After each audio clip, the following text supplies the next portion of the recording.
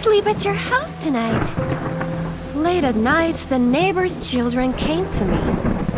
But where is your mom? What happened? She went to meet some man and didn't return home. A single mother with 3 kids recently moved into a house nearby. And I didn't want to let strangers in.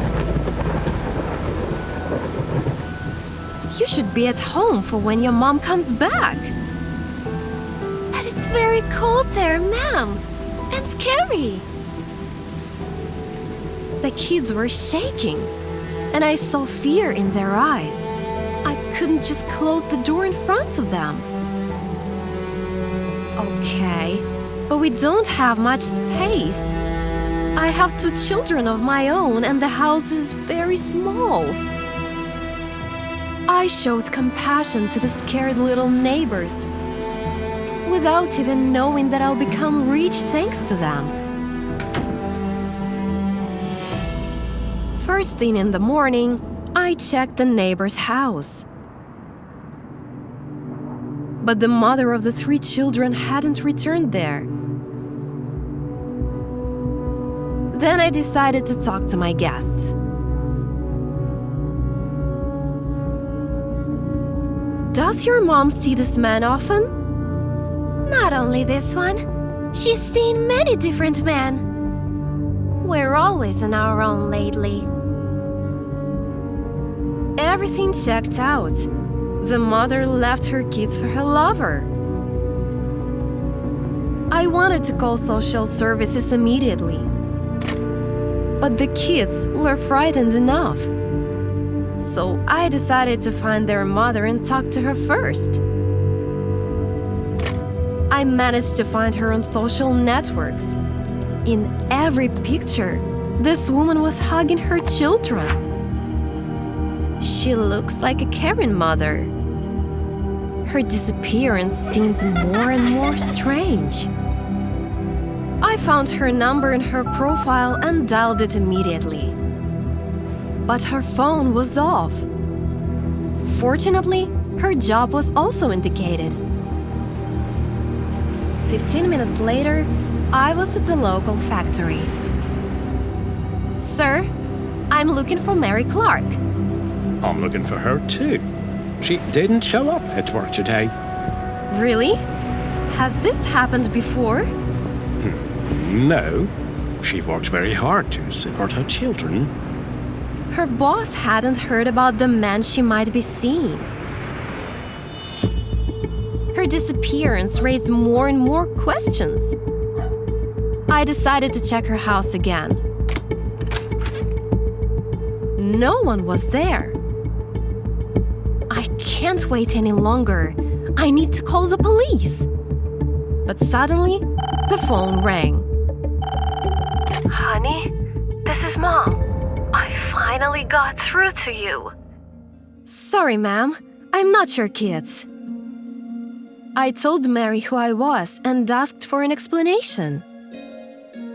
These men aren't my lovers. They're doctors. I didn't want the kids to worry. Her voice trembled, and she cried. I've been feeling ill lately. I went for another examination to a new doctor. But on the way there, I felt worse and lost consciousness. It turned out that Mary had no documents with her. Her phone had died and the doctors couldn't contact her children. I called as soon as I came to my senses. I immediately took her kids to the hospital. Mommy, we're so glad that you're fine. I'm so grateful that this woman helped you. May I speak to her in private? As soon as the children left, Mary stopped smiling. My test results came back. I have stage 4 cancer. I will die in a month.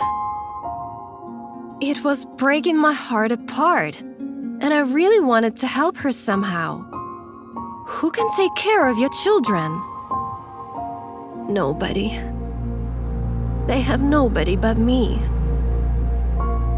I'll be there for them as long as I can. For the next few weeks, I took care of Mary and her children.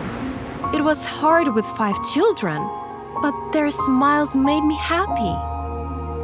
One day, Mary got worse and asked me to come over. You have already done a lot for our family, but I have one more request. I was ready for anything, but Mary shocked me. I beg you, adopt my children after my death. I was honest with Mary and refused right away. It's impossible. I'm also a single mother with an old house. It's better for them to be in an old house with your love and care than to be sent to different families by the orphanage. Honey, I can't. Social services won't let me adopt your kids. They will. This is my will. You'll get everything I have. That's enough to buy a new house. At that moment, I realized that I couldn't leave her kids. After all, I've loved them as my own already. Soon, I sold my and Mary's houses. And together, we moved to a beautiful new place I couldn't have even dreamed of. Mary spent her last days there with her children. And then they got a new, big family. Always lend a willing hand to help someone. You might be the only one that does.